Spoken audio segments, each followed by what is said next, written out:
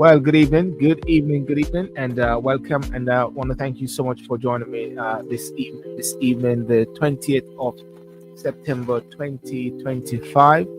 And I was going to say welcome to Talk and Sip Saturday night, but I've changed it. It's called it Corner Flex. Corner Flex. And one of the reasons why I had to change it was because hi, Sharika. Hi, Sharika. One of the things I had to change it was because I was having some issues with TikTok because of the Talk and Sip factor. Talk and Sip was originally started in 2020, part of my network of shows. And when Talk and Sip started, it was a way during the COVID period as a way to somehow, what should I say? It was a way of somehow getting people together, getting friends together, and just to have that conversation. And it's service time, it's service purpose, service time. But every time that I use and I say, "What are you drinking?" and blah blah blah, and I normally would have I'm not going to show it on TikTok, but when I have my drink here, and not everybody would have their different type of drinks or whatever like that. I'm not going to say the name. It was great, and we always used to drink. And then after a while, TikTok started to give us some little issues regarding restriction because of some of the words. So I had to change it, and then it was becoming a bit redundant a while because we're back out, we're back on the road, back on the track, Jack, as well. The lockdown has gone, the quarantine has gone, the shield has gone, and the isolator is gone. So therefore, it served its time very well. But I thought about corner flex, and my team and I were talking about it today, and let's call it corner flex, and just a way of having conversations, as a way of having discussions, and as a way of not being restricted to anything in particular, not being restricted to issues regarding Jamaica, not being restricted to issues in the UK, not being restricted to issues in the USA or whatever, but to be confined to the issues of the world, to be confined to issues, and it's a corner flex. So the concept was if persons are you go to a rum bar, I'm not saying it's rum bar, but you go to somewhere and you just want to talk and have a casual situation. I was talking to a gentleman the other day about politics, and I said, "Are you a politician?" Because I highlighted that I'm standing for election in next year, and he said no. And after I have a conversation with him, and we're there talking about 30 minutes, I said to him, "You are a politician," and I corrected myself. "No, you're not a politician." But why you're able to engage in the discussions of politics was because you had a concerns of your community, you had a concerns about your children, concerns about your wife, your family, concerns about the local neighborhood, concerns about everything. And then that stimulated a high level of discussion. And by such discussion, then one would say, "Hang on a second, well, maybe I'm political." No, it's not that you're political, but politics is one of the key factors in this world that shape how society is, whether we like it or not. And that's why we have elected representatives. And that's why we go to the polls and we vote, and we lobby or MPs or whatever like that. So without further ado, that is what we're going to talk about tonight. I'm going to be bringing on, all being well, Mr. Danmar Clark from Jamaica, Mr. O'Neill Cross from the States, and everyone just want to come on, let me know. I can always send you the link if you have something to share. On TikTok, I don't really open it up, but we'll see how it goes because I've kept the phone a bit more closer so you can hear as well. So without further ado, let us kickstart the show. Right, boom.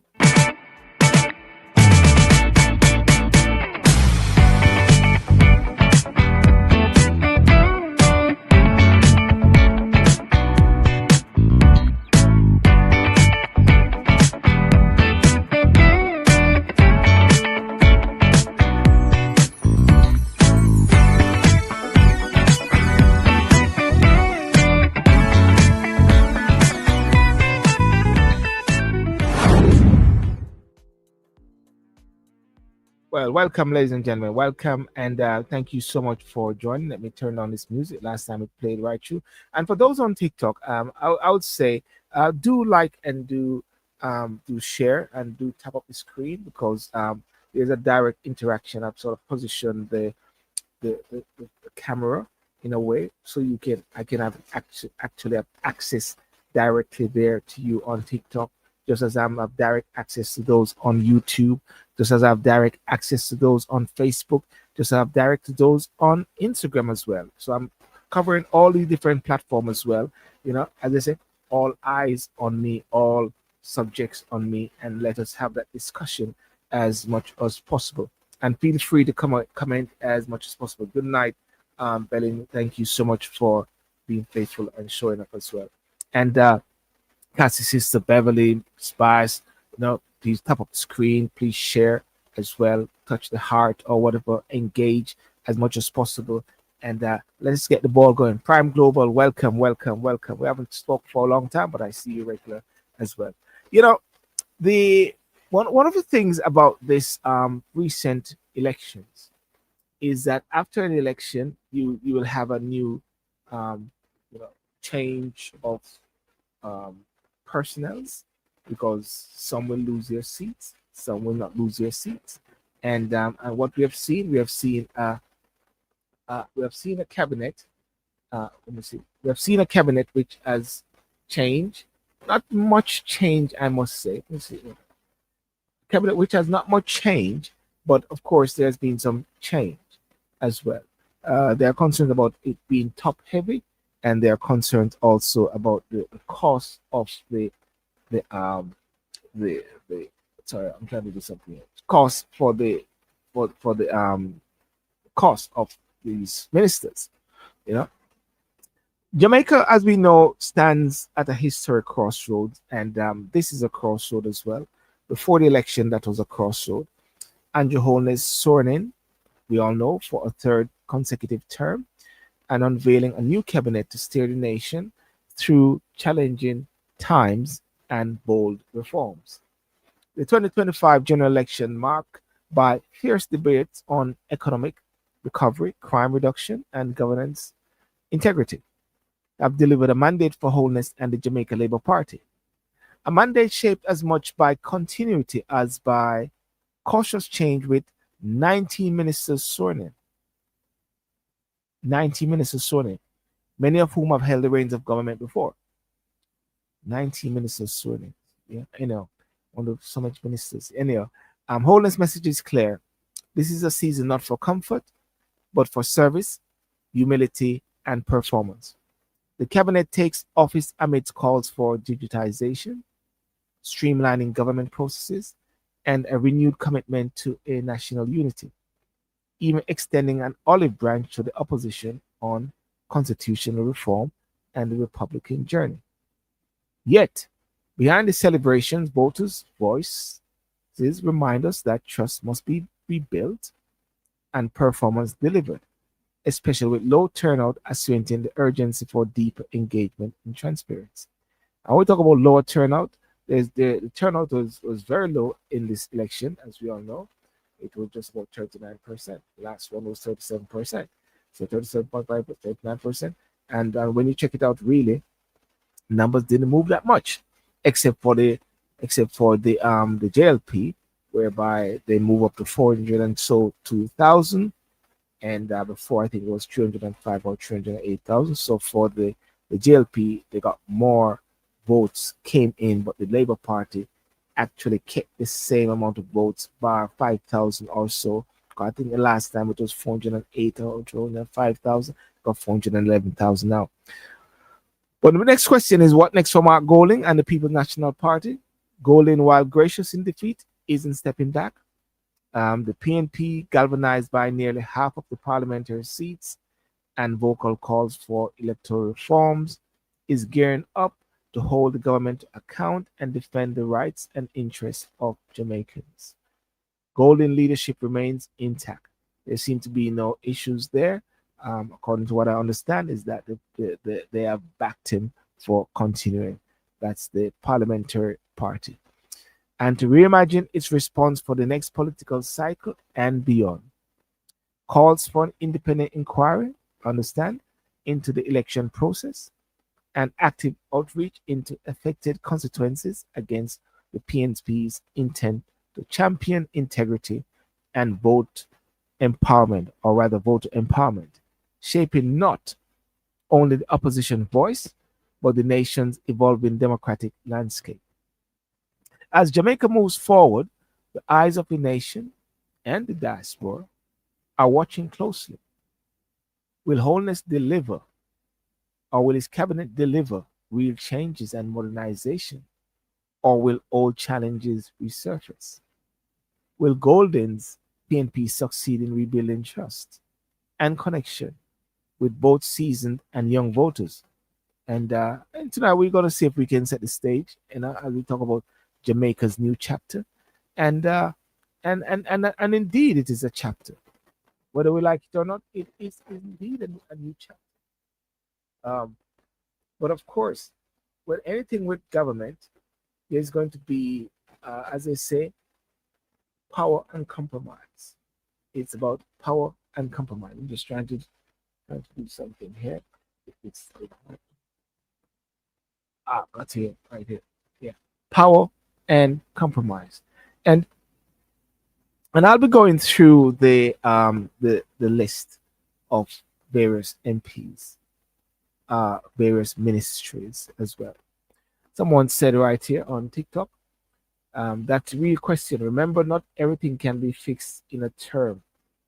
Well, it's not just about a term, it's about 3 terms. This is 3 terms loading. So therefore, the oldest government cannot say anything about a term, about 3 terms now. So therefore, it must be fixed in this term, or at least. Normally we would say 5 years is enough. You need a second term, you need a third term. Well, now is the third term now, so therefore the Holness government must deliver. You know, Janet Monday, good night. Thank you so much for coming on. And and actually, I do have a number. I think I've got this number that persons can call in. I'm going to make this a bit very open and for future as well. There is a number that persons can call in at, and to call in at is it's 44764978716 what is it 4477764978716 44764978716. There's a lot of talking about and I saw somebody posted something earlier.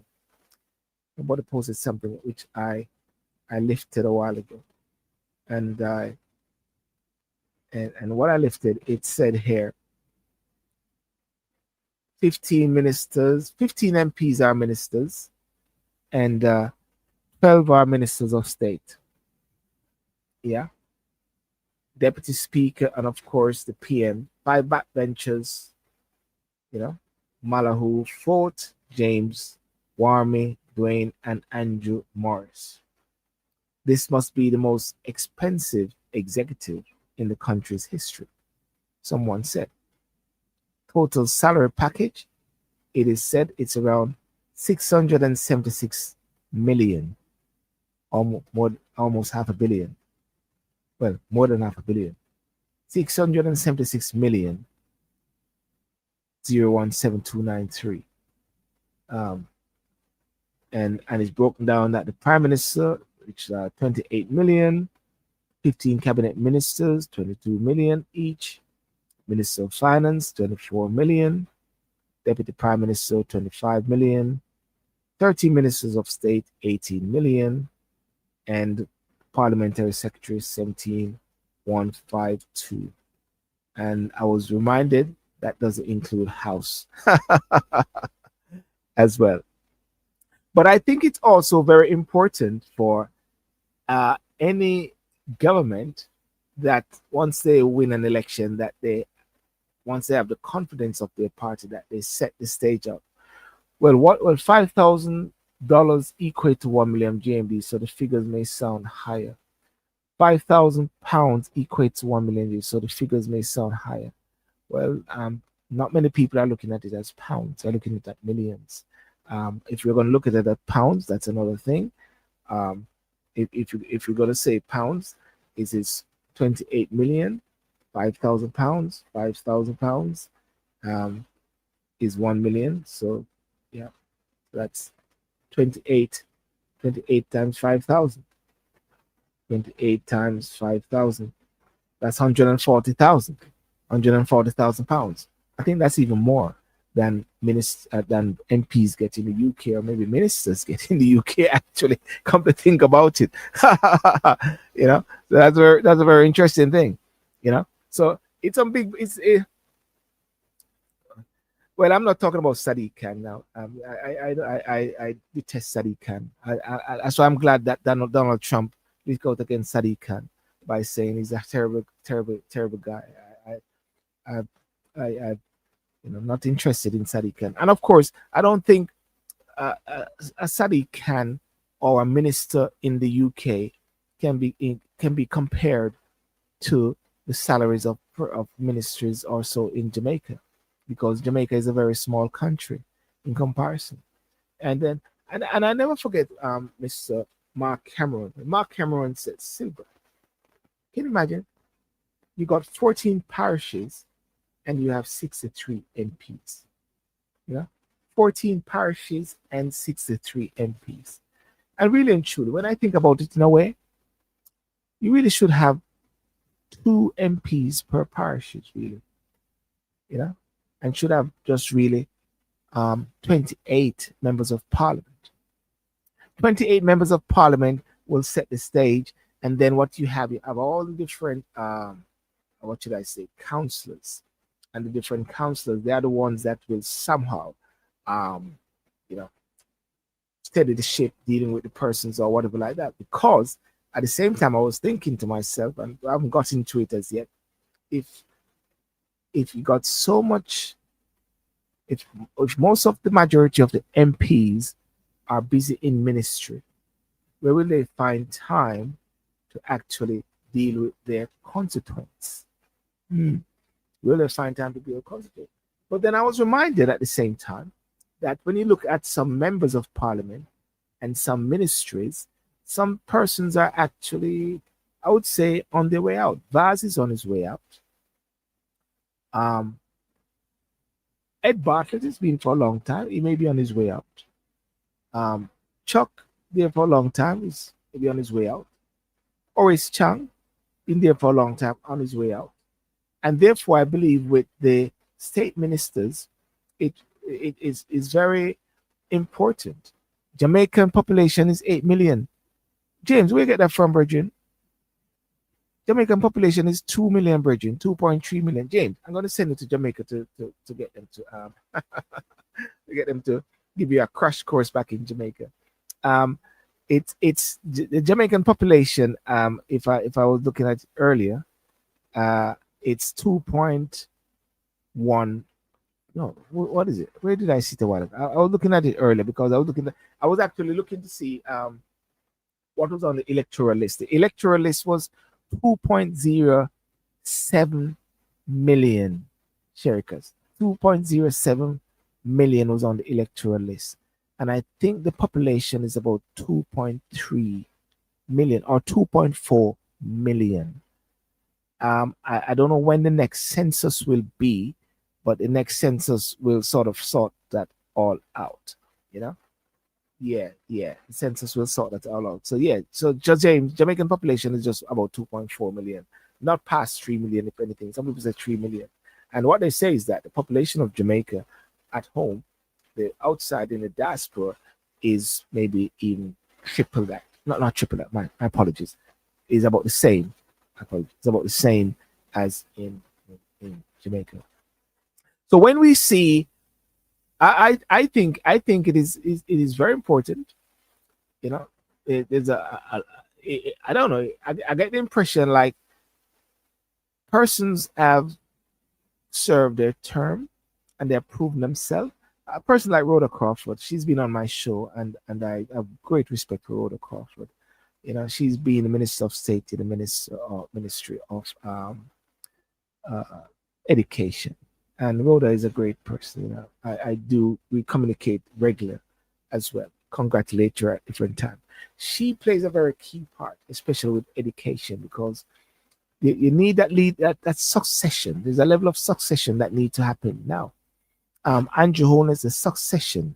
You got a lot of young persons around. A lot of young persons around. I mean, if I was to look at some of the junior ministers, I think I got everything here. The shadow, no, not the shadow senators. The senators.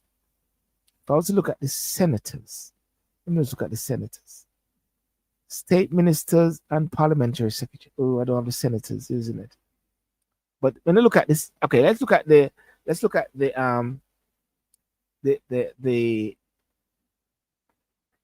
ministers of state, members of the ministers of the state ministers. Karen Shea Morrison, yeah, young lady, culture, gender, entertainment, and sport. And that is so crucial because you can see that she's supporting Babsy Grange. Babsy Grange is getting older, so they need some new blood injections. I can see where Andrew is going with this whole thing. Culture, gender, entertainment, and sport. Crystal Lee, health and wellness. Now, health and wellness that is supporting Christopher. Yeah, Christopher, not an elderly gentleman, but anyhow, but Crystal Lee is there. I think she has served her time, proved herself in that constituency where she won twice. Uh, Delroy Williams, I think this geezer was the mayor or something regarding Kingston. So it's interesting that he's into local government and community development. So therefore, while he's not the mayor, he's not involved in the council, but he has actually gotten a position where he's oversight on the my guy there who said Jamaica will never surrender to the PNP. The guy there from Tivoli. Forget his name just slipped me. Rhoda Moy Crawford, education, skill, youth, and information. Very, very great lady. Donovan Williams, labor and social security. Okay, so he's supporting Colonel Charles Jr. Juliet Cuthbert film, national security and peace. I like the bit about peace, I must say. I was looking at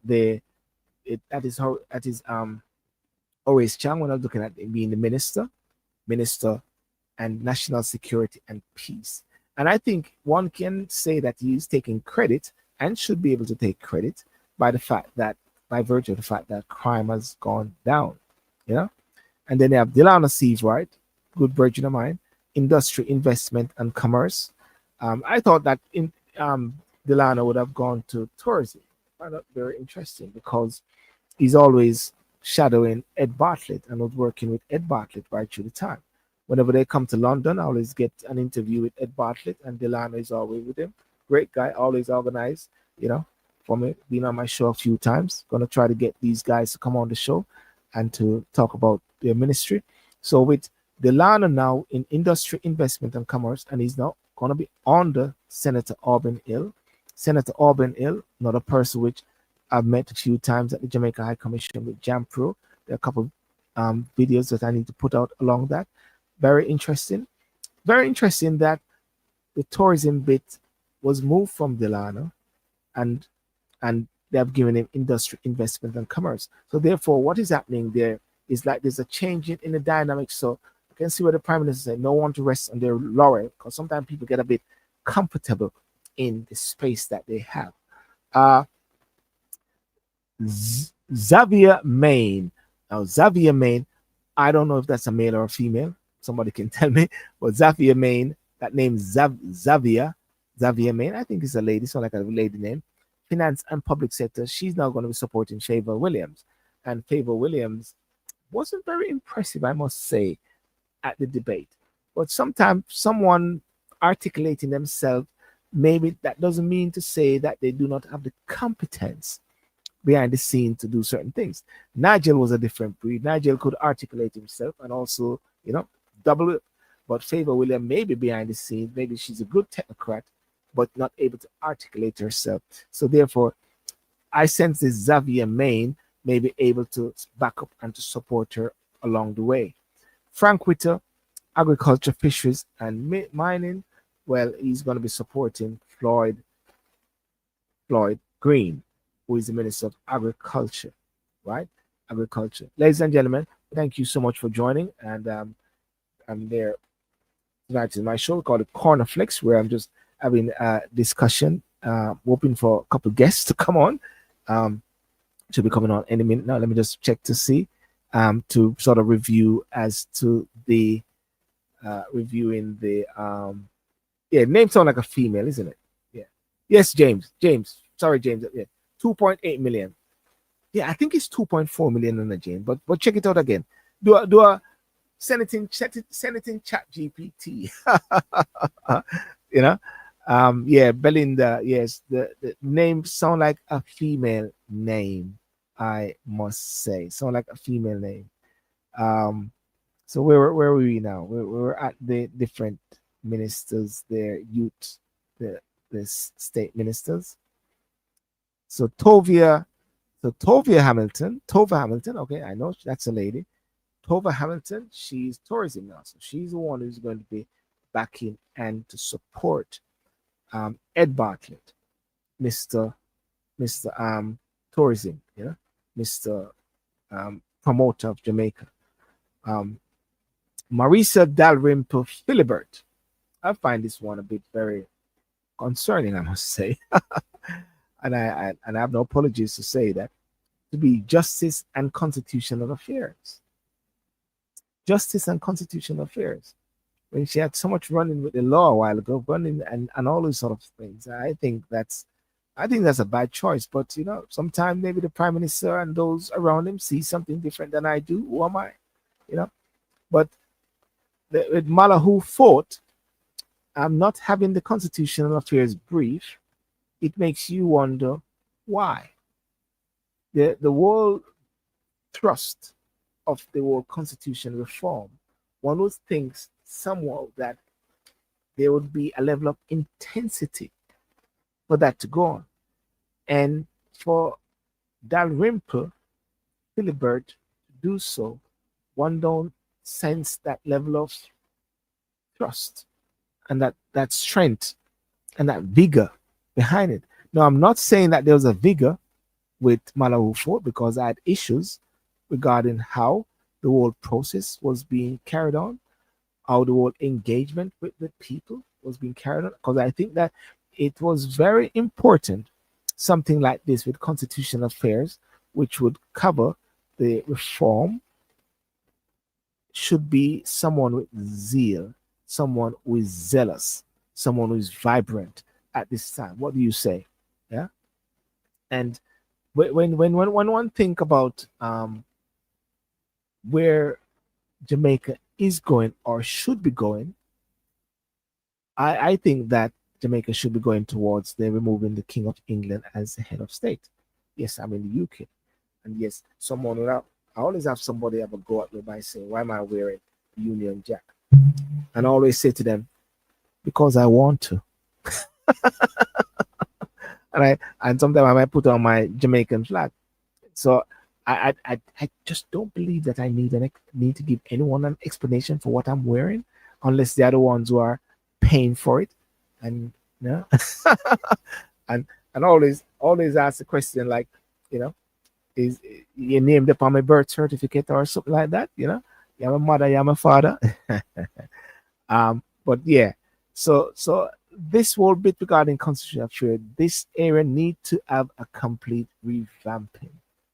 They need to start from scratch again. My view, and I said it out in a video which I did earlier, that there is a need somehow for not to be led by the government. I don't think it should be led by the government. I think it should be led by society, civic organizations. Many people will say, well, we can't trust civil society. And I said, then who can you trust? Oh, we don't trust the CCJ. Then who can you trust? Oh, we don't trust the ICE, the Integrated Commission. Then who do you trust? You know, you have to have a level of trust somehow with people. you have to have some level of checks and balances with people, no matter what. And these things are very crucial. These things are very, very important. So I believe should be within this within this parliamentary term this year. When I say year, this 5 year, there should be a total shift from the monarch to Jamaica becoming a fully independent. And likewise, I said again, to be fully independent, that means to say you need to remove the Privy Council as the final court of appeal, the final the apex court, and to go for the CCJ. Because if Jamaica is paying for that, or unless Jamaica wants to, well, big debate about why not set up your own apex court? Why not set up your own court, final court of appeal? Well, if that's the case, then do so. But then get rid of, stop paying support for the CCJ. Stop spending money. Too much taxpayers' money is all over the place, man. Taxpayers' money is all over the place, you know, and that is crucial. Ladies and gentlemen, thank you so much for joining. Welcome, welcome, and I'm Silburn City Live from the UK. My topic is Holness, Cabinet, and Golden Way Forward. This is where I don't have a lot of back and forth with TikTokers, but try to keep it as civil as possible. But of course, TikTokers are very civil, I must say, as well. Having these level of discussions. People on TikTok, please tap up the screen. As I say, keep tapping and keep sharing as well. Just power tap, share, and do the heart me or whatever like that. Let me see that figure goes up to 20,000 tonight by the time I complete this discussion, complete the show. And of course, I'm going to be open for not just any 3 or 4 persons to come on. Um, ah, there. Oh, I didn't see this. Gwendolyn Turner here. Okay. Someone commented on Facebook. Yes, it's correct. Jamaican population is 2.839 million. So yes, James, you're right. 2.8 million, not 2.4 as I suggest, but definitely not 18 million. Of course, you said it was an error. Gwendolyn Turner said, "Hopefully, we won't be like those African presidents who have been in office for 30 to 40 years and did nothing for the betterment of their country nor citizens. They basically enrich themselves and their families. They can hardly walk and still asking for another term." Yes, I've seen that. I've seen that very much, and well, Mike Henry is not anymore. Samuel is not anymore. But after a while, one started to think that, hang on a second, is Gordon House um, the old ages home or so? And I always say that leaders must know when to step down. You know, Vaz coming into himself, he has made it very clear, and he's a serious guy. He's gonna step down. And somebody said, "Then what if you don't achieve some of the things that you? Well, I guess I failed." You know, so he just said that he has failed, but he's not looking to go forward. They ask him about his wife. He said, "Well, she's thinking about herself." But he seemed like a guy that wanted to just get things off his shoulders and just really run for it. And that's why I had an issue regarding Mark Golden and Matthew Samuda giving up their British citizenship, because the law allows it. The law allows it. So why did he have to do it? And it's not as if to say you're going to be um your naval. I always say your naval strength is not tied to Jamaica, or shouldn't be tied to Jamaica for the rest of your life. When I say tied to Jamaica, I mean in politics. You know, you have persons who are career politicians, and that's all what they do, and that's what they do, and you know, and some attain certain riches or so, and that's all they did. You know what I mean? Or that's what people know they do. You know, and that's their mantra.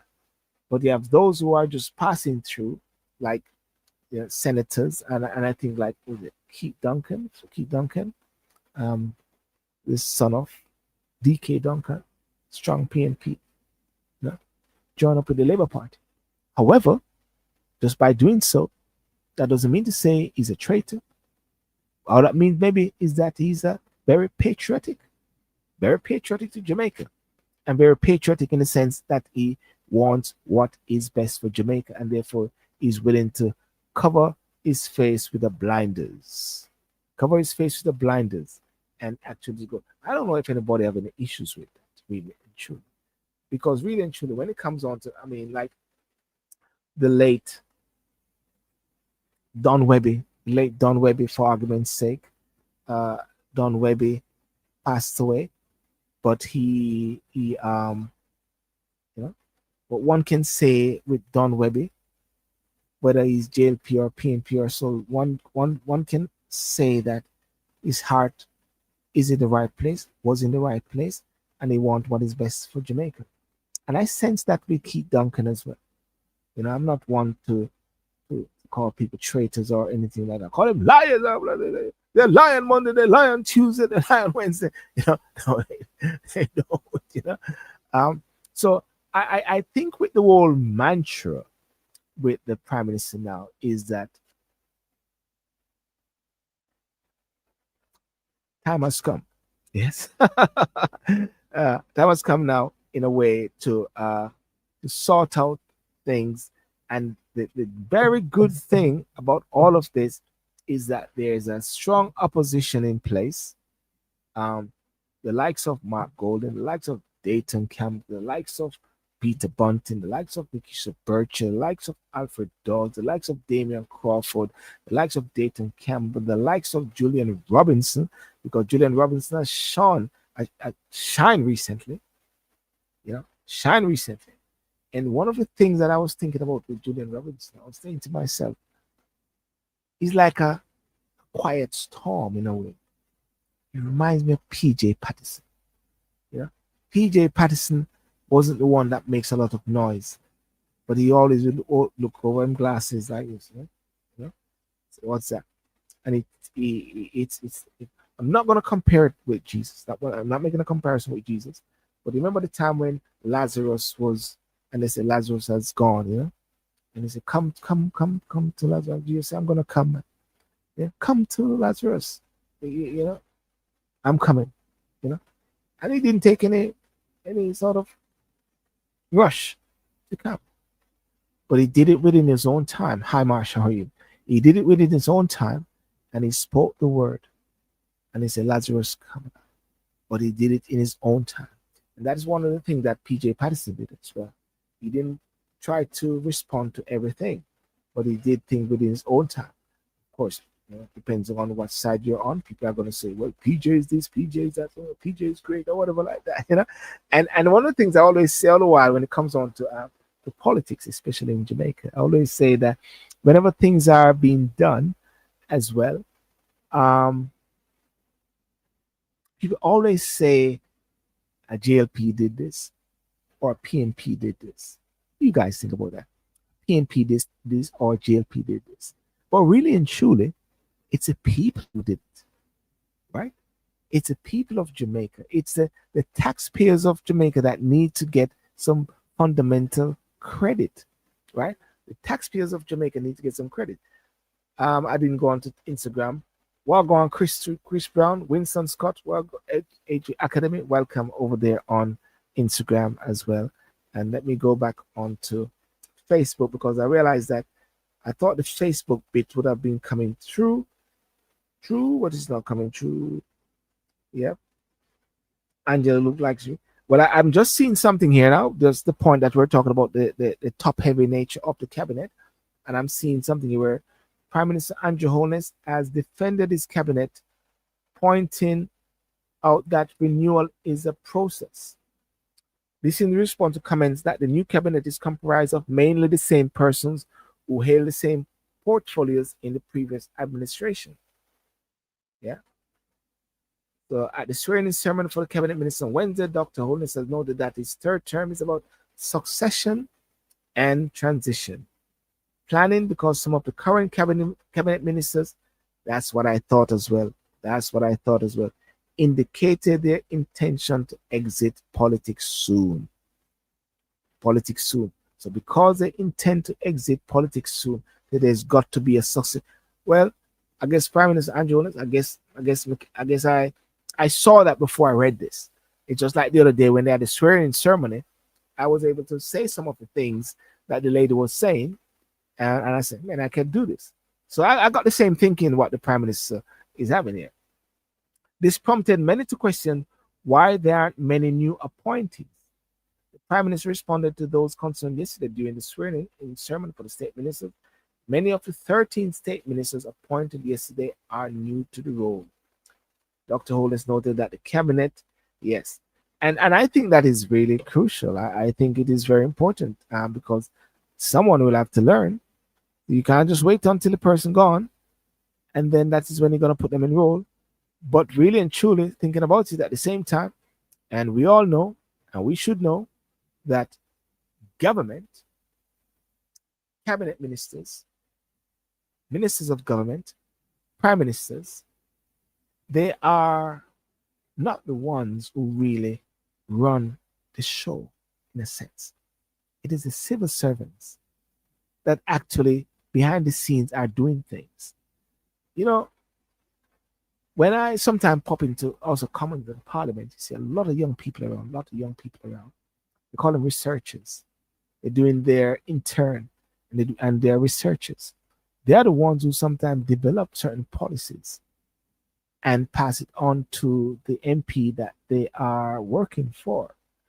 So within Gordon House, I must say, to sort of counteract a bit what the Prime Minister is saying, is that civil servants actually do the brunt of work. And the MPs, who are now ministers, they are advised, but of course, the buck will stop with them. Yes, definitely, the buck will stop with them. And they got to train.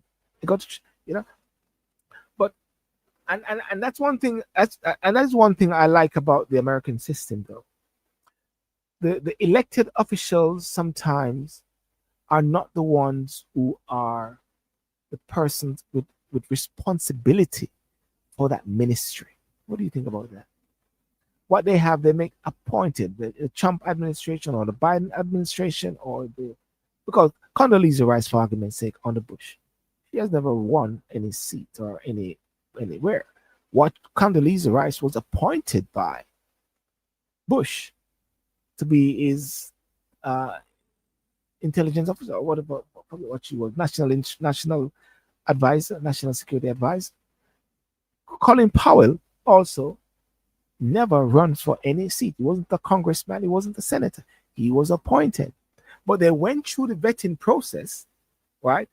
They went through the vetting process, and by going through the vetting process, then they're able to just run the show. Kash Patel, for argument's sake, on the Trump, whether people like him or not, he went through the process and they voted for him to be the FBI director. Just likewise, different persons as well. So, in a way, I think that is why the reform of the Constitution is so needed.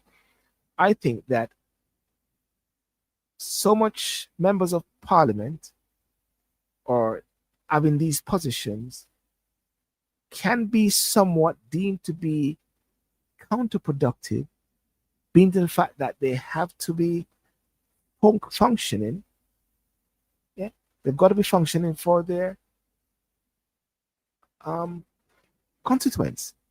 The other problem that it will conjure up is that if there are so many of them who are in the cabinet and ministers, there will not be any opposition within the present party. There is no backbenchers unless you're going to have a Warmington. I think it's the only Warmington who maybe will come up and say something and Kostu Badot. Mado Ford won't say anything. Jane Robertson won't say anything. Those persons who are not ministers. So, in a way,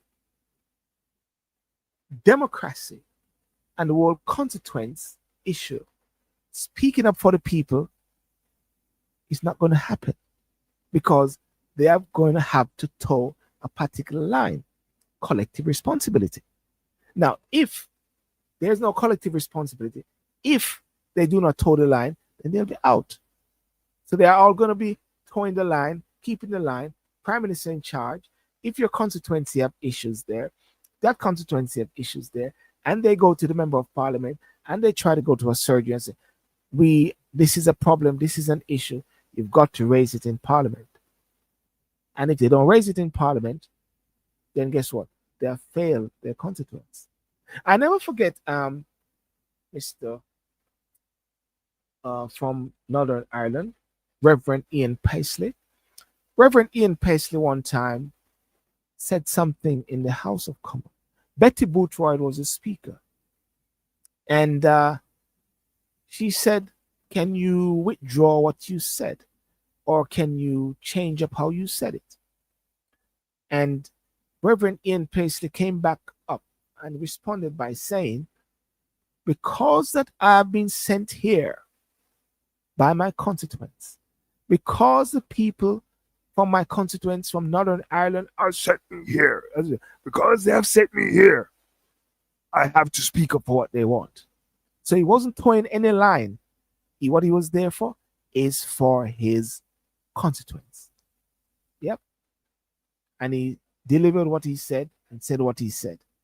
And then the Speaker of the House, which is Betty Boothroyd, she likes him and she had fond of him, I must say. And she said, well, standing order XYZ, blah, blah, blah, I will have to ask you to leave the house and suspend it for the day. Let's suspend it for the rest of the day. Likewise, Dennis Skinner. When Dennis Skinner said, I call David Cameron, I will call him Dodgy Dave. I will call him Dodgy Dave. All right? And you got many cases whereby within the Conservative Party here, you have members of Parliament within the Conservative Party, through the backbenchers, through the 1922 committee, will hold their leader accountable in the House and being a backbencher. Likewise, you have the same situation with the Labour Party. They will hold their leader accountable. Diane Abbott has done that. You have seen whereby some, for those in the UK, there have been a few MPs who were sidelined and certain ministries also was removed from them, from trade involved was removed from them because they went against the flow of things. But what those MPs were doing, they were speaking up for their constituents. So the big question that Jamaica need to think about is this. You got to think about the implication of all these MPs becoming ministers. You got to think about the implication of all these senators, but the senators, you can't talk too much about them because they're just there as loyalty factors. So the MPs, for argument's sake. So when I look at the MPs here now, I guess I won't have a guest tonight, but I'm enjoying this actually. I'm enjoying talking. Upon the MPs now who are now ministers, right? There are 35 members of Parliament, including the Prime Minister. Prime Minister and Minister of Defense and Minister of Economic Growth. Prime Minister, yeah, that's one. Deputy Prime Minister and Minister of National Security and Peace, Dr. Horace Chang, that's two. Minister of Finance and Public Service, Favor Williams, that's three. Minister of Foreign Affairs and Foreign Trade, Senator Kamina Johnson, okay, she's a senator, so I'm not going to put that up there. Minister of Tourism, Mr. Edmund Bartlett, that's four. Minister of Health and Wellness, that's Christopher Tufton, that's five. Yeah, that's five. Yep. Minister of Culture, Gender, Entertainment and Sport, Ms. Olivia Babsy Grange, that's six. Yeah, Minister of Justice, Delora Chuck, that's seven. Minister of Education, Youth and Information, Senator Dana Morris Dixon, she's a senator, so I'm going to pass that one. Minister of Industry, Investment and Commerce, Senator Alvin Hill, I'll pass that one because he's a senator. Minister of Local Government, Rural Development, Mr. Desmond Mackenzie, the gentleman who said, I'll never surrender Jamaica to the PNP. Never. Minister of Labor and Social Security, Mr. Pernell Charles Jr. Minister of Transport, Telecommunication and Energy, Mr. Darrell Vaz. Minister of Agriculture, Fisheries and Mining, Mr. Floyd Green. Minister of Water, Environment and Climate Change, Mr. Matthew Samuda. Minister with a portfolio in the Office of the Prime Minister responsible for efficiency, innovation, and digital transformation, such a tongue twister, Miss Ambassador Audrey Marks. Minister with a portfolio in the Office of the Prime Minister responsible for science, technology, and special projects, Mr. Andrew Waitley. Minister with a portfolio in the Ministry of Economic Growth and Infrastructure Development, responsible for land titling and settlement, Mr. Robert Montague. Minister with a portfolio in the Ministry of Economic Growth and Infrastructure Development Responsible Works, Mr. Robert Morgan. Okay, so that's 19 names. I'm going to take away 4 from that 19. That leaves 15. Okay, because 4 of them are senators. Okay, all right. So so note that. Mark, somebody write that down. 15 ministers, and I'm just going to go through them. And the next one now we have is the, let's go for the ministers of state again that we are talking about earlier. So we have Carissa Morrison, culture, Crystal Lee, health and wellness, Delroy Williams, yep, community, Rhoda Crawford, 4, Donovan Williams, 5, Julia Copper, 6, Delano, 7, Alonda Terlong, 8, Zafia Main, 9, Frank Witter, 10, Tova Hamilton. So therefore, I'm not going to put in Senator Abka Fitzhenley, but there are 12. 12. Marlon Morgan is a senator, not put him in there. So there are 12. So there are 12 plus 15. Watch me. Watch this. And this show you why it's dangerous. And it's not healthy for democracy. Right? 27 MPs, 27 members of parliament are ministers in this government in Jamaica. 27, right? So 27 MPs now, mouth is kiba, right? But at the same time, Jamaica do not have a backbencher system whereby they will speak out against the government. That more likely all have to form the whip, the 3-line whip. So 27 members of parliament are ministers. The implication of that is this. This is the implication, and this is the danger of it. They all will have to toe the line based on collective responsibility. They will not speak out against the prime minister. They will not speak out against the party. Therefore, they are lame ducks. That's what it is.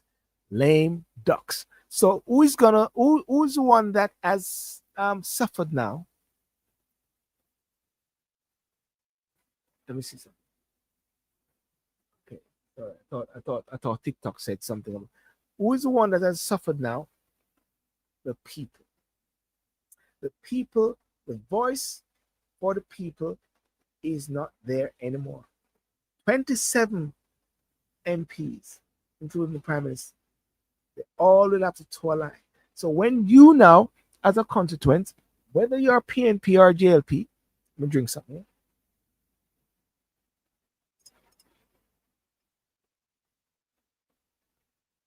Whether you're PNP or JLP, you should be able to go to your member of parliament. Whether that member of parliament, you voted for that member of parliament or not. Whether you voted or not as well, you should be able to go to your member of parliament. And you should say to your member of parliament, hang on, Bobby.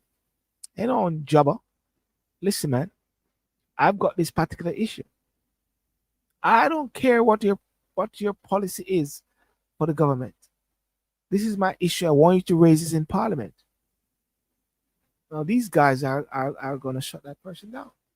I know. What do you think about that? This is just my view and my thinking along the process.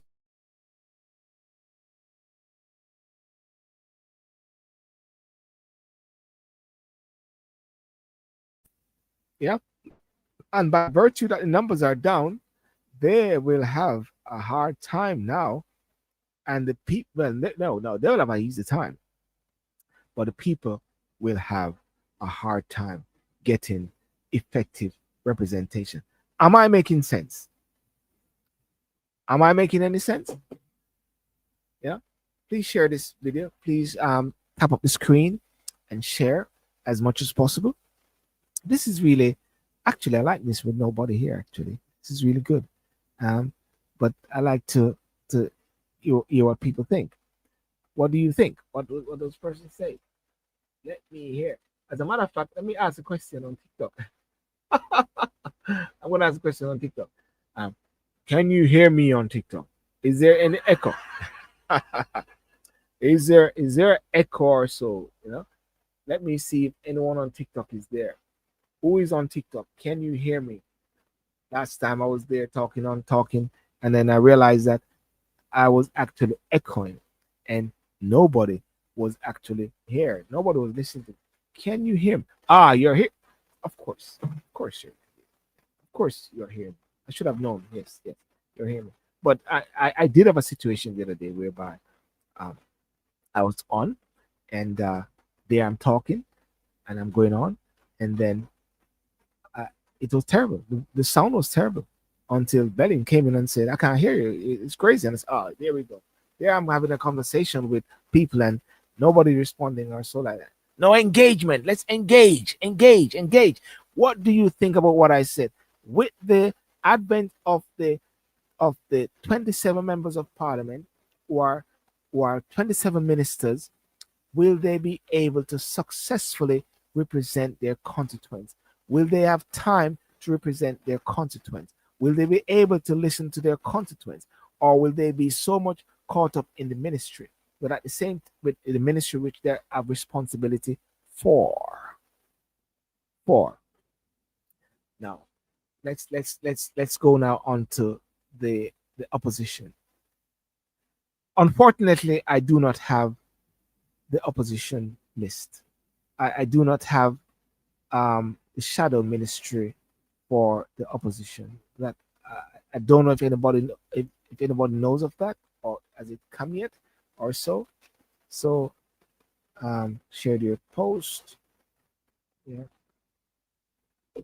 The the leader of the opposition, the president of the People's National Party, Mark Golding, has announced that the following person will be appointed as senators on Thursday, September the 18th. There are Donna Marie Scott Motley, Professor Floyd Morris, Mr. Lambert Brown. I thought Lambert Brown would have gone and step aside. Step aside now, Miss Keisha Gay Anderson. I think that was the lady who was doing the debate. Mr. Alan Rutherford Bernard and Dr. Maziki Thane, Mr. Ramon Small Ferguson, and Mr. Cleveland Tomlinson. So there are 8 government opposition senators. Someone whispered in my ear and said there should have been someone from the dreadlocks, someone from the maroons or so. But anyway, that's it there. So what we do not have is the shadow spokesman for different things. And it's going to be very incumbent upon the minister the opposition to really hold the government accountable. Right? Really incumbent upon the government to hold the opposition to hold the government accountable at this time. Yeah. So yeah, so that's my view, that's my perspective on this. And I've reached the 12 o'clock bells, the 1 hour bell, because the 1 hour bells I wanted to move from Jamaica and touch on something in the state. That was my time in there with my guest. But I guess the guest is me. I'm the guest. You are, as a matter of fact, you are the guest today. I normally say when I do my talk show, I said everyone is on the red chair. You're on the red chair, and I will interview you. But there's one thing I wanted to talk about. One thing. There's always this saying that the prime minister have so much ministries, and something like 20 ministry under him or something like that. And I looked at it and I realized, and I break it down. The prime minister is the minister of defense, and minister of economic growth and infrastructure development, right? That's it. Minister of defense, minister of economic growth and infrastructure development. I would say that's 3 ministries. Yeah. Yeah. That I would say that is, what do you say? I would say that is 3 ministry. Defense, economic growth, and infrastructure development. But within the prime minister's office, like the ministers with a portfolio, you have some specific roles. Like Audra Marks, she's responsible for efficiency, a bit like Dodge, equivalent to Dodge. That's a bit with Elon Musk, savings, efficiency, innovation, and digital transformation. Andrew Whitley, minister with a portfolio in the office of the prime minister, responsible for science, technology, and special projects. That's one. That's one. Like College of Arts, Science, and Technology, now UTech. Minister with a portfolio in Ministry of Economic Growth and Infrastructure Development for Land, Title, and Settlement, Robert Montague, a special area of responsibility. So it is deemed merit that these persons will be able to somehow spend time in their constituents because I don't know. I don't know. Maybe ministries are just being given away to pay off people and make them feel nice and give them car and security and all them sort of things. I don't know. Bring back, bring back corruption, Andrew Weekly. Who is that? Bring back corruption, Andrew Weekly. Yeah, he had some issues in it. That's yeah. There was some issues there. I think he was with some mining or something like that. Hey, Shay Glazer, how are you? Yeah, there was some issue there with Wheatley. Petrojam. Yeah, what came out of that? Listen, man. Listen, another thing. Listen, another serious thing also in Jamaica. Corruption, corruption, corruption. Allegation, allegation, allegation. Vote buying, vote buying. There's some murky thing that need to be sorted out there in Jamaica. Yes, there's some murky thing that need to be sorted out. Right? Murky. And this whole thing regarding the Integrity Commission, the illicit enrichment, it is like it's like a duppy. It's like a duppy land, you know? Why is it true? What go on? Something need to land. Like there need to be a landing eventually. Bobby with the used car. Who's that? Bobby with the used car. Yeah, there were some issues there as well. Yeah. I don't know. I don't know, man. I don't know. Yes, it's good. It looks good. It's great. You have the ministers and everything like that. But really and truly, how many of them actually are being investigated for illicit enrichment? How many of them? Okay, let's park the prime minister to one side because all the detractors are actually saying, or the defenders are saying, he's not he's clean. He's clean. So let's push him aside. So where are the other 10 persons? Who are they? Are they now a minister in the government? Are they also a member of parliament? Listen, I've drawn a conclusion. This is the conclusion I've drawn. The conclusion I've drawn is that Jamaica don't put a value that much or concern that much about corruption or allegations and these things. That's where I've drawn a conclusion. And it's like, I'm like unable to watch for certain thing here in my community. And if there's an issue and I see it and it's not next to me, I'll only raise it with the person that I believe it should be affecting. If they don't have an issue with it, then there's nothing I can do about it. Unless they have an issue with it, unless they have an issue with noise, somebody's working or whatever like that. But if they don't have an issue with it, there's nothing I can do because I can step up forward and say, this is the issue here, the community and the neighbors, blah, blah, blah. And then next thing I go and speak out. And then guess what? The people just, there's nobody behind you. Know, you ever speak up on something and nobody's behind you to back you. So therefore, I've drawn a conclusion is this: Jamaica is not interested or see no issues with corruption and these allegations. Right? Some comment were filtered to protect the comment explain. I gotta careful with my words. Right? Jamaica has no issues with it.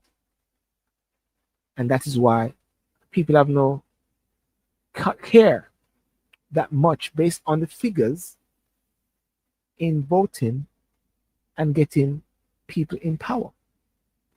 Because if you got 2.07 million people are on the voters list, 2.07 million people are on the voters list. 2.07 million people. And only 800,000 voted. That means, by simple mathematics, 1.2 million people never bothered to vote. 1.2 million people never bothered to get up and to go. Well, unless there's a situation whereby they are now saying that the list is not correct, it should have been 1.5 million.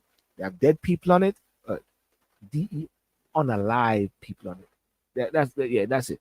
A lot of actually, somebody's here in the UK messaged me and said their name is on it and they shouldn't be on it. They also said that their parents' name is on it, which it shouldn't be on it as well. Actually, you know what I'm gonna do?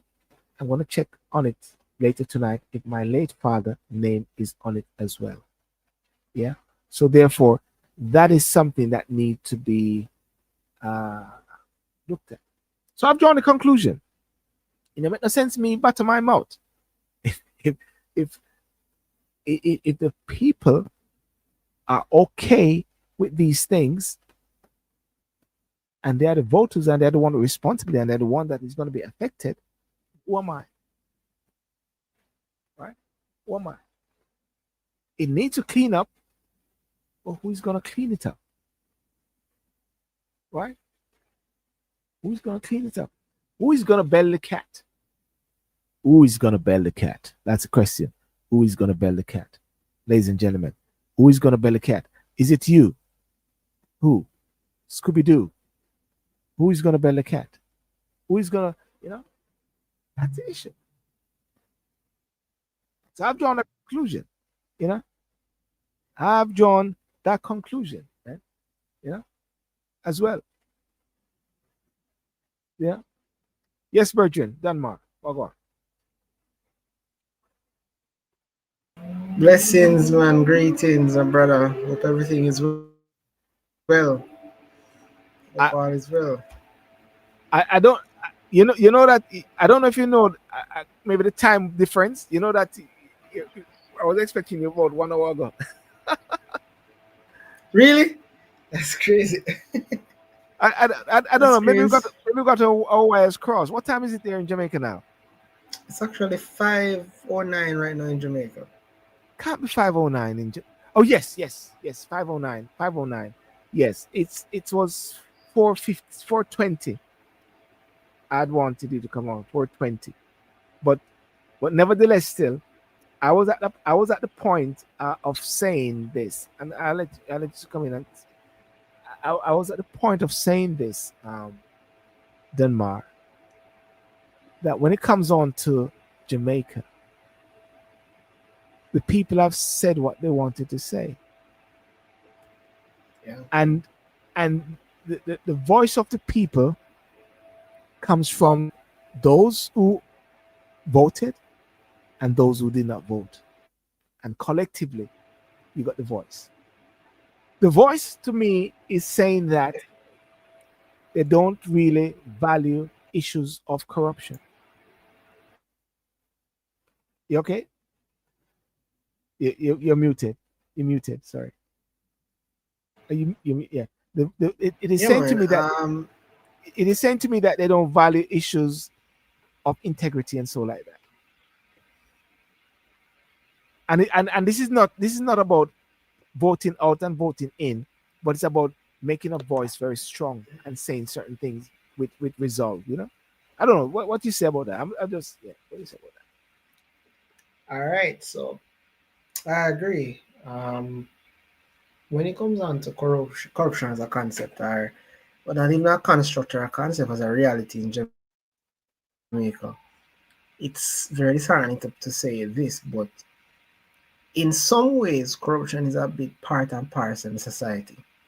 right? Yes, It's not uncommon, right? yes, How we let me give you the most basic corruption in Jamaica I can think of that become institutionalized at this point, right? Not Yes. really targeting any institutions or organizations. To get your license in Jamaica, right? Mm. Those require you to. There are different avenues you can go about. Instead of doing the test outright, there are different avenues persons can go about, and that is almost like a. It's almost like a mainstay now that you follow this particular avenue, right? Instead Yes. of doing the test, so to speak, right? I'm saying that to say, um, me putting forward to the Jamaican people that this leader is corrupt, Yes. right?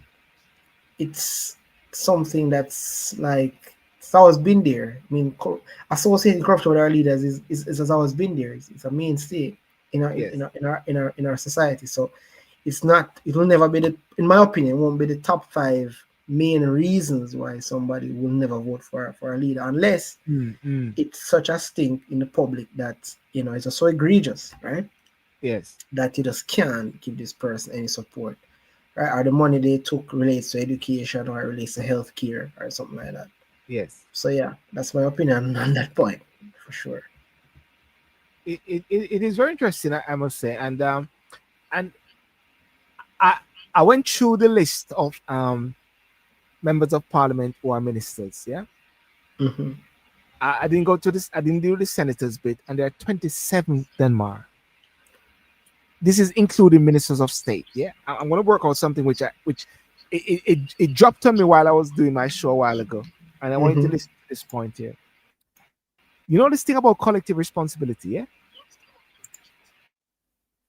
You know about collective The concept of responsibility. collective responsibility, I think I have a vague Yeah, knowledge, but you can yeah, definitely enlighten me. yeah, yeah. This is whereby ministers or cabinet members should toe the line when it comes on to issues of government, especially for cabinet members. Yeah. Now, if you have 27 ministers out of 35, will the constituents get their good service when they might say something to the constituents? They might listen, listen. MPs are responsible for not just the people who voted for them, and whether they voted for Hmm. them or not, PNP or JLP, they should be able to be the voice of the people, and they should take that voice to the House. Yeah. They should be able to even oppose policies or relate the issues of the constituents that may contravene or contradict a policy. Do you think any of these 27 ministers are going to be able to do that now? So firstly, I took the opportunity to brush up on the principle of collective responsibility because Yeah, it's a key principle in government, land government. So yeah. um just shoot back your question to me So after I just brushed up on the I principle. shoot back the question to you now to say that if there are 27 MPs who are ministers out of 35 MPs for the Labour Party, Hmm. will those 27 MPs be able to give an effective service to their constituents? Not just the collective responsibility, but their time again. In terms of balance, in terms of balancing time between their constituents and performing And their yeah, yeah, functions. there are two aspects. There are two aspects. There's the aspect of balancing their time Hmm. with the office, the ministry, and their Hmm. constituents, but also the bit about collective responsibility where they have to toe the line. They are now deemed to be yes men and yes women. They will have to be. They have to be. All right, so here what here what when it comes down to collective responsibility and the whole ability of you know having to agree in the public sphere Yeah, and to push together as one united front, it's a bit challenging because here's the reality: it's not every policy you're going to agree with, and I yes, recognize that sometimes it's in our political space. It's not as easy as it might be in other spheres. Really disagree mm, with the leader, because disagreement kind of creates a perception sometimes as though that you're pulling away. Because I've seen it as well, where members in a particular party might not share that view, but you know they have to just go with what the leader is going with. And I think that kind of harms the democratic process at times, and the best interest of the citizens. But you know, it is like that, unfortunately, in Jamaica. But one of the things I can say is it's really incumbent on the opposition now, right, to be not only unified but be very strategic in what they're quote unquote attacking, right? So Yes. if they have, I'm not saying that they have. Well, put it this way, put it another way. Yeah. You have what 14 additions? I can correct me if I'm wrong. We have 14 additions though, right? Yeah. 14 In our additions opposition, to the. in our Yeah. opposition, right? Yeah. Yeah. You have enough opposition members, right? Mm. Who can come together and refute or rebut policies by the government that they think are not in Yes. the best interest of the people. So it's Yes. incumbent on the opposition not to really be an opposition, because one of the feedback that we got locally is that we felt as though the opposition the last term they weren't as vocal, or they were advocating as much. One of the reasons they said for that was that they didn't have a huge amount of, well, they didn't have enough man or woman power, but Yeah. now they Yeah. do, so it's incumbent on them. Yeah. Yeah, definitely. Now they do, and that's why I said earlier. Now that the opposition has more teeth, the big question Yes. is the question is this now: having the teeth is one thing, but can you bite? Ah, Will you bite? I like that. I really like that. And I Yeah. think here's my opinion, because we don't know what the opposition leader is coming with in terms of his member of parliament. What opposition ministries that he'll be assigning, his assignment of his opposition, so to speak, right? But Yes. we Yes. know what the senators, some of the senators will be assigned to, what portfolios they'll be taking on. Yes. And what I can commend him on, because I did a little bit of background check on quite a number of the person that he assigned. They're quite pretty good in terms of the senators, Mm, in mm, terms of their specialization. He has quite a number of PhD holders, doctors from the University of the West Indies, who yes. have a very strong background in law, policy, You're talking from uh, the opposition. Or you're talking the senators and period. from the opposition point of view. Opposition. I'm definitely gonna get to the government. I can tell you that, Yes. right? And so it's incumbent now on the opposition to utilize the skills and expertise of these persons to assist them in combating whatever the government has. Because what I realize that when it comes Mm, down to majority of the rebuttals by the opposition, it's generally focuses on constitutional challenges or legal challenges. So they mm, have that bit, right? Now they have quite a number of persons now who can assist them in other components. So I'm hoping now in this tenure, right? yes. Over the next 5 years, they'll really push forward their manifesto as an alternative to what the government has, right? As we mentioned the last time, we want to see them to be more aggressive in terms of pushing forward and pushing their policy for healthcare and education. So let's see what they do in that realm. On the flip side of the same coin, when we talk about the appointments when it comes down to the government, I'm not gonna lie to you, I'm pretty impressed. Mm. One of the most interesting appointments in the Senate, specifically the Senate, for the government was the appointment of Mr. Duncan. And Yes. if you, Yeah. I would like to hear your views on that. Yeah. Go on. Yeah. Yeah. because if for those who don't know, Duncan is actually the son of a DK Duncan, who Stalwart. is Yes. stalwart. He's a fierce supporter, a fierce fighter, a face of the People's National Party, to see one of his own seed cross the floor, as they would say in Jamaica, to join the government, to join the JLP. Was pretty shocking. Everybody's face was like, okay. But Mr. Duncan, that's the son who's appointed to the Senate, he gave a pretty interesting reason or rationale for his decision. He said that he's not bound by any party lines. That his father's decision doesn't dictate his path. And let me tell you, so I have Mm. to respect a man like that. You get me? He has his own views, and at the end of the day, his objective is to serve Jamaica, and he feels as though he can serve Jamaica on the part of the JLP. So You, you more know, power I to him. I agree with you because I was analyzing it a while ago, and I was making that link with Webby, Don Webby. You know, nobody nobody really called Don Webby a labor writer or a JLP person. They see Don Webby as this effective businessman who is there to serve his country. That's how I saw Don Webby.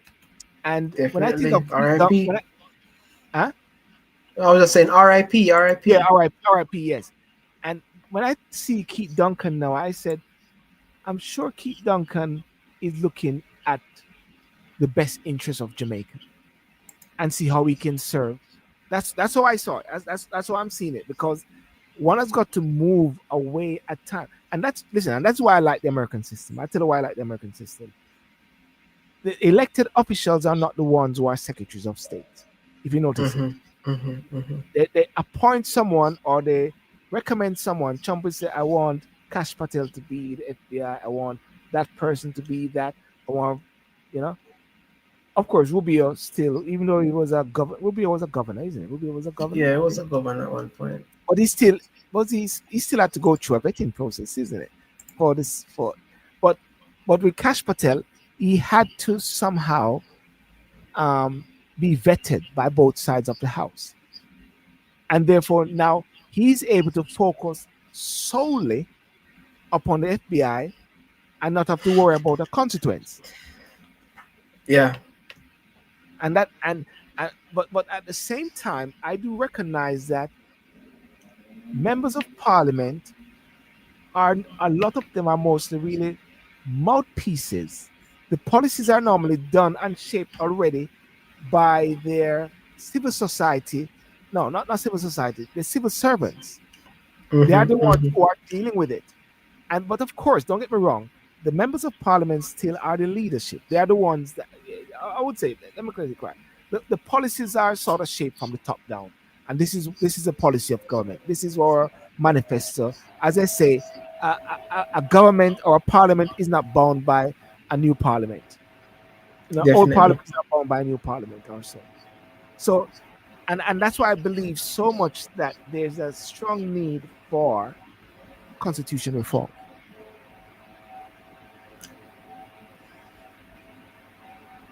You know, upon looking at it as well, and and something that I we spoke about briefly.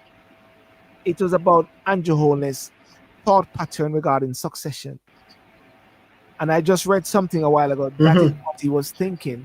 Why he appointed a lot of these state ministers, because some of these guys are going to go. You know, Chuck. Yep. Definitely. Definitely. Definitely. So one of the things that I will have to appreciate is that a lot of these persons in well, a lot of these MPs who are leaders for ministries, they're pretty old, you know. Yeah. And at the end of the day, the prime minister kind of has, and not kind of, the prime minister had to stay true to his principle Mm. that he marketed to the public in 2016. He marketed on the whole idea of young people, fresh ideas, new Yeah. blood, new power. Yeah. So it's only right that he puts some That's right. Deep.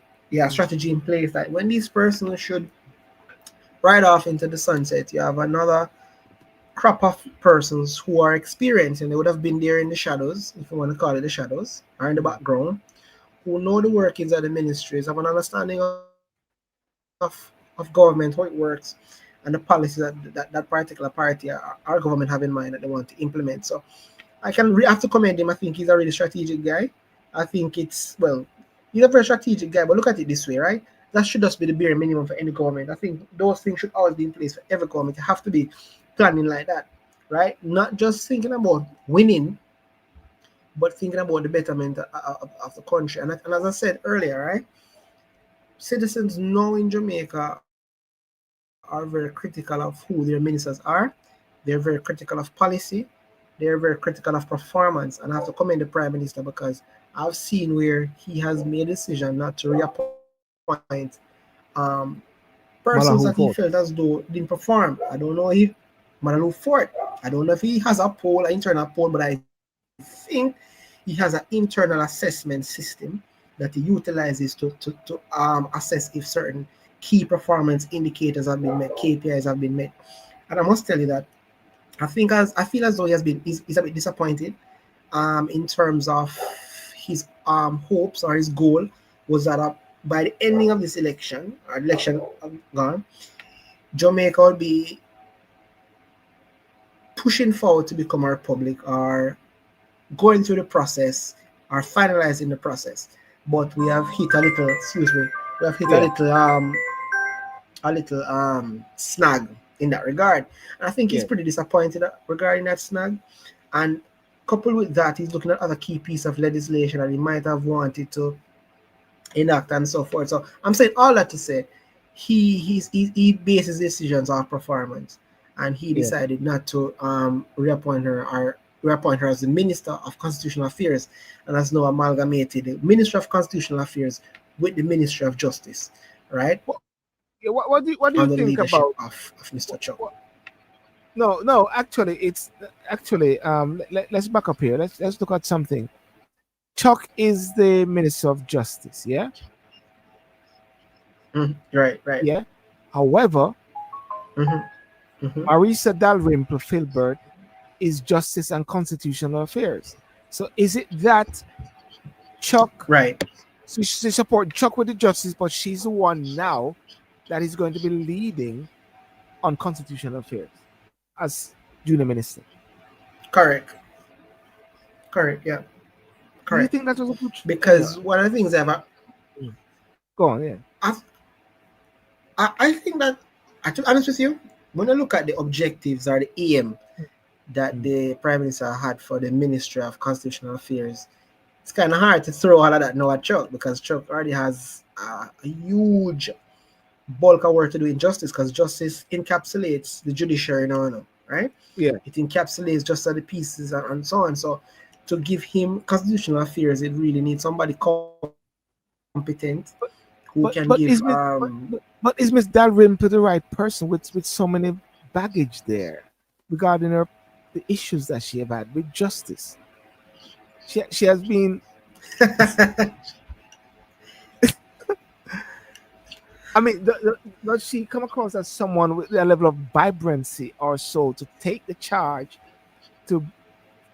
As a matter of fact, I kept saying it to myself that we don't need the government to lead on the constitution reform. They just need to oversee things and to make sure things are Yeah, in place. It should be really led by civil society and some people who are formulated by it, like yourself, Danmar. You know what I mean? definitely, definitely. You know, I I I I always like to say this. Many times I say this. When people criticize, I say, well, maybe they know something I don't know. Maybe he knows something I don't know. Maybe he knows why. And it could be that Mala who thought is just tired. Maybe she said, you can't bother with this. Boy, I'm telling you something. I'm gonna be honest with you, right? Yeah. I won't say tired. I don't think she's tired. I just think that representational politics might just not be her forte. I'm gonna be honest with you. She was initially appointed as AG, Attorney General, right? Yes. So that's a chief civil litigator then, right? Represents the state. And she didn't do a great job. Let's be honest with you. You know, her own party said that she didn't do a great job, and so they thought that she have done better as a minister of government, right? It's a little bit Yeah. more flexible. She just Mm. really can push policies and let things happen. But again, I just think that representation of politics might not be her forte, and that's okay. Now, when it comes on to Mrs. Marisa, Mrs. Filbert, given the fact that she had to run in with justice, I won't Yeah. get too deep in that. Yeah, it's a bit questionable. I think we could have probably used what's the gentleman's name? Is it Morgan? I want to get his name correct. That young Mm. gentleman there. I think he would have done a great job. Which To, one? You to mean Marlon Morgan? what's his name again? He was in charge of information at one point. The Let chubby me get guy, the his big name. guy, Marlon Morgan. He, Marlon Morgan. yes, man. He's a parliamentary secretary in the. Oh, yeah, yeah. Right. I hear you. Yeah, man. So when you appointed Miss Filbert, it was a bit. I asked the same question too. Yeah, I'm Yeah. not sure that was a good choice there, but again, I hope he knows what he's doing, because you know And I hope Well, he what knows what he's doing. I'll well, leave what it there. someone well, what two persons said on topic is that GB she's incompetent. That's his reference to Miss Ford. And DP, someone said DPP, she's going to. Now, I'm I'm mindful of what this prime minister is like. He's the type of person who make everybody talk, but him already have plans in his head. Malo, Mm-hmm. they all have this plan already, all set out. It could be a situation, as what somebody said, that she's gonna go DPP, but being at Mm-mm. DPP, but hold on, No. no, but she'll have to give up her seat. Yeah, should have to give a party because I'm telling you Yeah, something. Here, let's look at this from a constitutional point of view, right? yeah, Let's yeah, get very basic now. Let's talk about separation of powers, right? Even though, yes, technically yes, speaking, the DPP's office is a part of the executive, right? yes, Even as a part of the executive, it kind of toes the line between the judiciary as well because the DPP is the chief prosecutor, officer of the court that really represents the it toes the line really closely. So yeah, yeah, leaving out a representational politics, having that type of influence, and then trying to be the chief prosecutor, I just don't see that happening. yeah. I don't see that And happening, man. and, Don't see and, that and happening. to be honest with you, you could be right on something, Sorry, I just need to say something. Sydney Blake, I'm not. This is my show is really on YouTube. I'm not adding anybody on TikTok tonight. I tend not to do TikTok on Saturday nights like this because I'm focused on the YouTube. So I'm sharing these different platforms, YouTube, Instagram, TikTok, and YouTube. Yeah, but so I'm not going to be doing a TikTok specifically tonight. So sorry about that. Um, years ago, yeah, when I went to Jamaica, Malo Photos was taking me around to different. I was having these different interviews. Then she took me one place, blah blah blah, and we always meet up when you come to the UK. Have good conversation. And to be honest with you, you see Vaz, I see where Vaz is actually saying, "Me tired, right? Want to get into other things." And I don't be surprised. I wouldn't be Yeah. surprised if Malahu is actually saying the same thing as well. She could, and she maybe never expected to win. She maybe never expected to win. Andrew Orton was looking like he was going to be the winner. I don't know. This is just me True. saying that out there because she strikes me. She strikes me as this last period just really, yeah, there's no it, There's it no venom. there's no venom, and this is what strikes me a lot. That's why I said I was against Mark Golden giving up his British citizenship. I was against Matthew Samuel giving up their citizenship. Why? Because the navel string shouldn't be tied in politics. Mean to say you stay for 3, 4, 5 years or what, and then you move on. You're not supposed to be there like as somebody said earlier, like a golden ages home. Boris Johnson served for a period of time and gone. David Cameron served for a period of time, they're gone. These nobody's stuck. Rishi Sunak is gone back in the highlight doing his business. They serve for a period of time, they're gone. They're not focused on staying there forever. They're going on the Yeah, but you have circuit, to giving their understand, speech. Yeah, there is a political culture. You see, everything, unfortunately, yeah, politics and culture is so tied, so strongly tied in Jamaica, right? And yes, one of the things that I yes, appreciate is that we are a bit clannish in Jamaica. We're very clannish in Jamaica. We feel as though the minute you hold any form of dual citizenship, you have an intention to migrate because migration is a real Caribbean concept and it's a social mm, construct as well, yeah, right? So people have that concept like if you have a dual citizenship, you're gonna leave. So I suspect that's the reason. So I appreciate what you're saying because the reality is, nobody wants to stay in politics forever. Right? You want to do mm, other things. You might want to leave Jamaica eventually. But yeah, the politicians themselves are the ones who create the perception that you're gonna always be here, right? You're the ones who cause us to have this thing ingrained in us as if, once we become a PNP or a JLP household, it runs in the blood, right? So yeah. if you want us to be loyal to the party, how are you not loyal to the party, right? So Mm. yeah, I mean, I mean, it's I right mean, there. I mean, I mean. for the record, and people know if they type my name into Google, they'll see that I've had association with the PNP. But at the same time, they get confused because I'm a member of the Conservative Party in the UK, and I'm going to be standing for office. I'm going to be standing for office next year in the UK or something like that. The point about it is that, and I remember I was with the Governor General and Oliver Clark when I got the Silver Pen Award for some article. I used to love writing articles to the Observer and the Mm-hmm. Gleaner, and I used to get the Silver Pen Award for Lecture of the Day. And I never forget Oliver Clark asked me, Silver, how can you be a conservative and a PNP?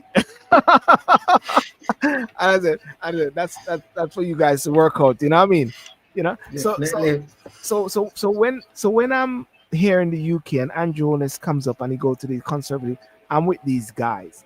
When Mark comes up here, I see politics as something whereby it is not I don't see it as being tribalistic. Mm. It's like I was recently at a function the other day, and there was a Labour people right there, and the conservative guys, we went over there to talk to them. The Labour lady was so angry, and Wow. and then the MP, who is my MP, came over. She's Labour MP, but she's my good friend, and myself and the different councillors are good friend. So I showed the lady. I said, "Oh, we were at my street party the other night. We are all having Mhm. a good time." So the lady Yeah. from the Labour Party was a bit very, can't believe this. But my philosophy is that there's no need to be angry and fight and kill out one another because of politics. We're just here to serve Yeah. and help people, man. Definitely. Definitely. Definitely. You know? At the end of the day, we are people, that only one P remains certain Yeah. and constant, and the fact that we're people. So, you But know, as my good friend Doug Gore said from Gore and Somerville, Gore says, Silburn, I'm PIP, party in power. that is it. Big up to Dogor and Somerville, great Yeah. drivers. You, Yeah. you know that is Tommy is doing a lot of great things in Germany there driving. Wow, more power to him. I didn't know that. Yeah Didn't man, know yeah that, man. I man. grew up on those guys, because living in Saint Anne, I used to go to Yeah. Dover Dover. Raceway. Yeah, Yeah. man. So, yes, man. Listen, Big man. up to Somerville, man. This is Tommy here. Tommy's on the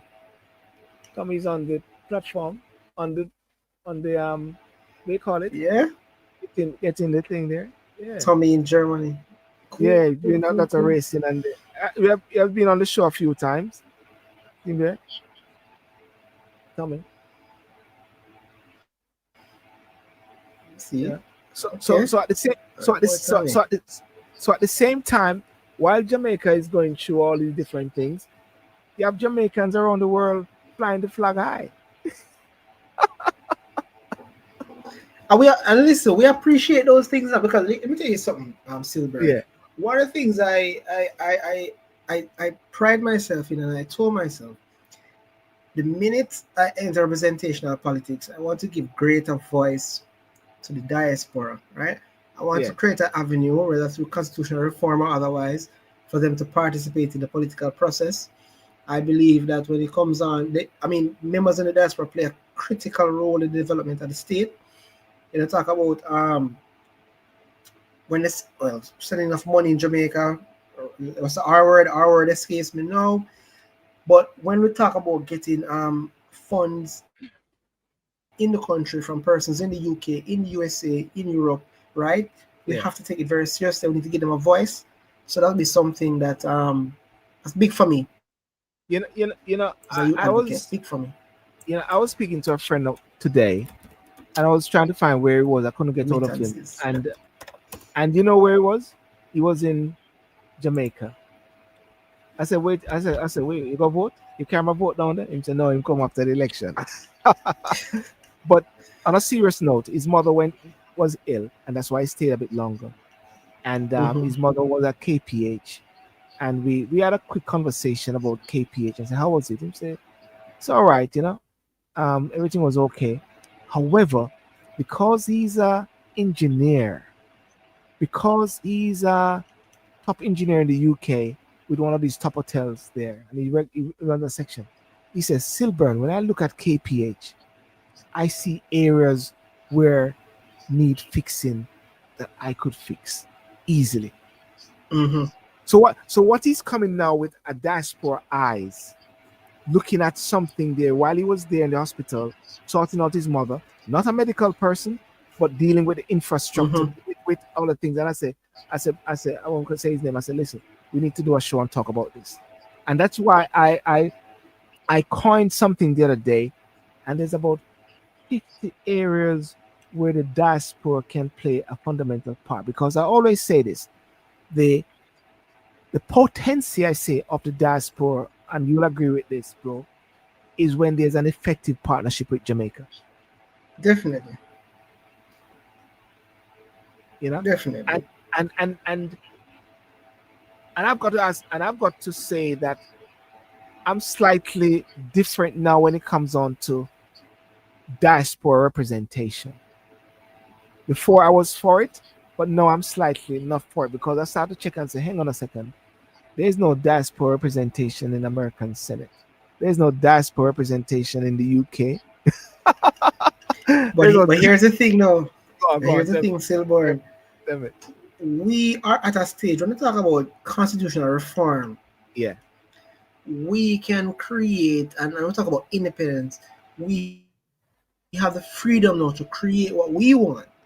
you're We right can about that. dictate the pace or the structure of our government. You understand? We don't have to watch You're what right. they do because here's the reality. As I said You're before, right. Yeah, immigration, migration are fundamental part of the Caribbean experience. yeah, And so we can't turn a blind eye. And one of the things I appreciate about our diaspora is that they have invaluable skills, expertise, and resources that we need. And any yes, smart leader will pull on those. Because I can tell you something. If I was in a position tomorrow, right? yes. And I appreciate the fact that I've been out of office for almost 10 years, right? Mm, I need financial resources, right? While we have a lot of key players in the private sector, right, that are sympathetic to my cause, there are a lot more persons, I think, with huge resources, financial yeah. resources externally I could call on. And let me tell Mm, you something. The diaspora plays a critical part in the marketing as well, right? mm, Because it creates a perception that your influence is international, right? yeah, So if I can join my diaspora, right, if I can get the financial backing, if I can get you guys to buy into my vision, mm, right, it pushes brand Jamaica even further and it pushes my policies even further. I want to get you to come into Jamaica to vote for me on election day as long as you can do it. And if you can't vote in Jamaica, contribute to the cause in any way you can, right? Even give yeah, me $100 towards the backing or towards our campaign, right? To become government. These are realities that we have to face. You yeah. understand me? And these are strategies we have to really look into, right? If you're a leader of opposition or government, don't turn your back on these people. We need them. And you're right. You're right about that because the a lot of people in the diaspora actually came down to vote. And I never forget one lady that I work with, Mm-hmm. and I was trying to find her where she was, and she sent me a finger with purple. That was at the local government election. She was actually in Jamaica. She went down. She said, "Shower." This sent All right. she sent to Jamaica. The point Big about up it. to she. The point Big about up it to is that, she. and I spoke to Mala who fought, and she said, "But Silver, you still can go vote. All you got to do is fly down." So me and Matunda laugh and say, so we call it tourism election, The tourism tourism election, election. tourism election, That's a tourism great vote. concept. But Tourism voting, tourism election, eh? in wrapping up, but I don't know if you had wanted to say anything though about the the ministries or whatever like that, or any overview. What your take on the how Andrew is moving now, moving forward? Okay, here's one thing I want to discuss, right? Quickly, I'll try my best to be as concise as possible. Yeah, First thing, time will tell. That's the reality. yeah, Time will tell. I think the Prime Minister in his speech was yes, very clear. He made it very he made it clear, right? That listen, it's not no ministry belongs to anybody. He's moving off performance, right? yeah, The only yes, thing I think that kind of started off a little rough for the prime minister. There are no Mm. talks about the whole notion of his wife being the speaker, and the whole discussion about bias, apparent bias. That's one thing I think that's going to come up a lot going forward. And many persons in the legal space and the political space thought it might have been best that he would have selected somebody else for that Yeah, role. I thought so as well, but yeah, I thought so. Yeah, and appoint her to one of the ministries because she's pretty effective. I mean, if you go through her Yeah, constituency, can't take that away from her. She does really good work. So I think yes, should have done very well if she led a ministry. So yes, that might haunt him a bit. I suspect there'll be a lot more legal challenges. I already see the opposition gearing up to even challenge results of the elections, right? So mm. I suspect that might be something to look forward to. In all, I really do hope on part of the government that they, because they're trying to say they're going for a fourth term, because the prime minister has made it clear that he's not stepping down. He has a He's lot more gas in the tank. Yeah, man, he said it in his speech that there are those who say that you know time come for him to step down now. He has done quite a number of terms, and he said that no, he has a lot more business as a business of Jamaica at oh, hand. that is why somebody that's why people are saying 4 term loading. Yes. He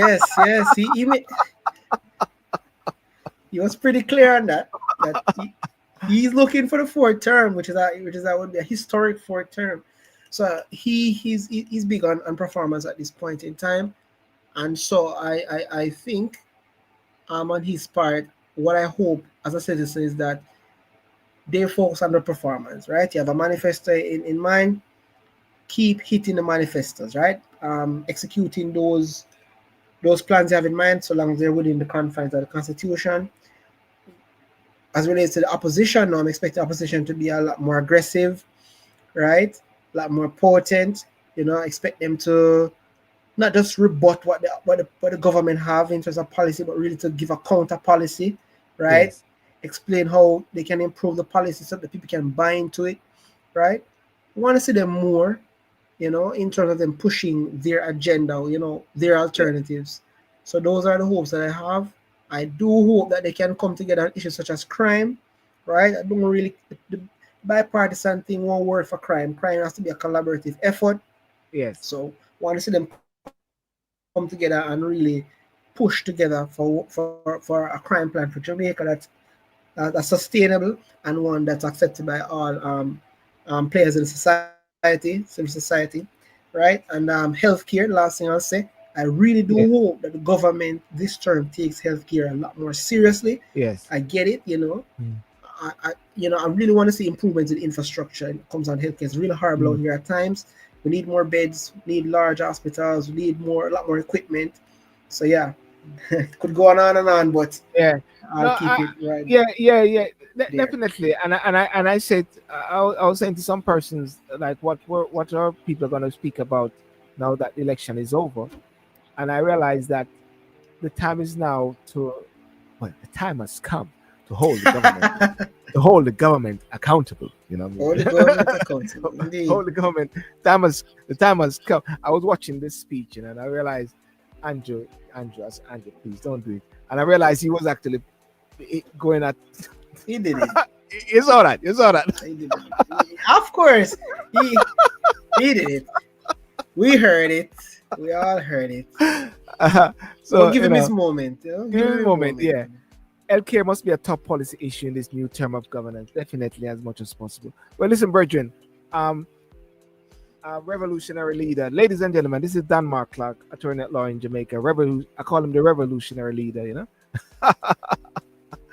And I must say though that one of the things that I'm happy about though, I like a lot of these young guys in the Senate and in the ministries. There, a lot of vibrant young people there. I hope that the Prime Minister will deliver on something about the job description, terms of Mm. reference that needs to be done because you know there, there's there's a vibrancy which is there at the same time. There's a vibrancy, you know. And Marie said healthcare must be a top policy issue in this new form of government. Good insight from the attorney. Fantastic. So you go to bed now or it's early? You just Yeah, man, it's good hours now. Dinner time now in Jamaica. That's well. What can I say? It's now 12 o'clock. Well, 23:51 now, and so like that.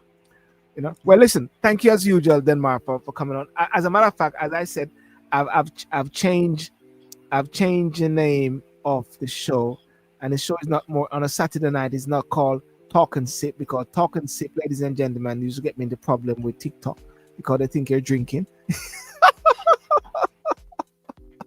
So it has changed now to corner flex.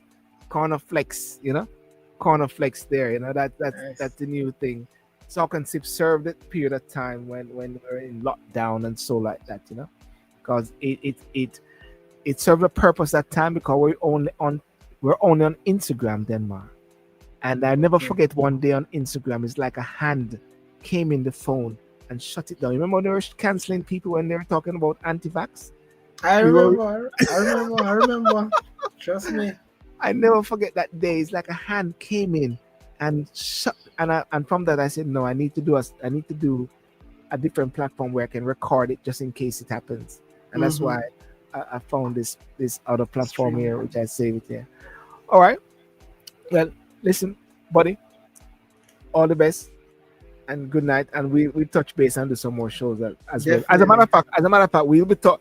As a matter of fact, it's going to be a good ride for the next 5 years. So we're going to talk a lot, especially when the new when we get the list of opposition persons then, Mm-hmm. Mm-hmm. and things are going to be happening in regards to the IC. That's not gone. We're going to hear a lot about that.